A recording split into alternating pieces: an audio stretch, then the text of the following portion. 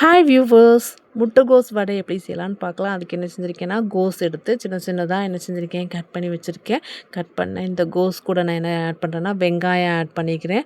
வெங்காயத்துக்கு அப்புறம் பச்சை மிளகாவை சின்னதாக ஸ்லைஸ் பண்ணி என்ன வச்சுருக்க பச்சை மிளகாவை ஆட் பண்ணிக்கிறேன். அதுக்கப்புறம் சிக்கன் 65 பவுடர் ஆட் பண்ணிக்கோங்க. அதுக்கப்புறம் கோபி மஞ்சூரியன் பவுடரை ஆட் பண்ணிவிட்டு கொஞ்சம் டேஸ்ட்டுக்கான சால்ட் ஆட் பண்ணதுக்கப்புறம் நான் கடலை மாவு ஆட் பண்ணியிருக்கேன். அது கூட நான் என்ன செஞ்சுருக்கேன், சோள மாவும் என்ன செஞ்சுருக்கேன் ஆட் பண்ணி நல்லா என்ன செய்யுங்க, அதை மிக்ஸ் பண்ணி விடுங்க. நல்லா மிக்ஸ் ஆகி வரணும். அந்த கோஸில் தண்ணி, வெங்காயத்தோட தண்ணியெல்லாம் மிக்ஸ் பண்ணி வரும்போது அழகாக வந்துடும். அதுக்கப்புறம் என்ன செய்யுங்கன்னா, அடுப்பில் பொருட்காஞ்சி வச்சுட்டு எண்ணெய் ஹீட் ஆனதுக்கப்புறம் அதை என்ன செய்யுங்க, அந்த குட்டி குட்டி வடையாக தட்டி போடுங்க.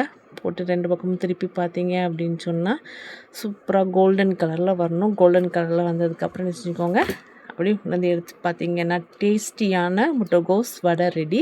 கண்டிப்பாக வீட்டில் ட்ரை பண்ணி பாருங்கள். ட்ரை பண்ணி பார்த்துட்டு எனக்கு என்ன செய்யுங்கன்னா கமெண்ட் பண்ணணும். ஷேர் பண்ணிடுங்க, லைக் பண்ணிடுங்க, சப்ஸ்கிரைப் பண்ணிடுங்க. தேங்க்யூ.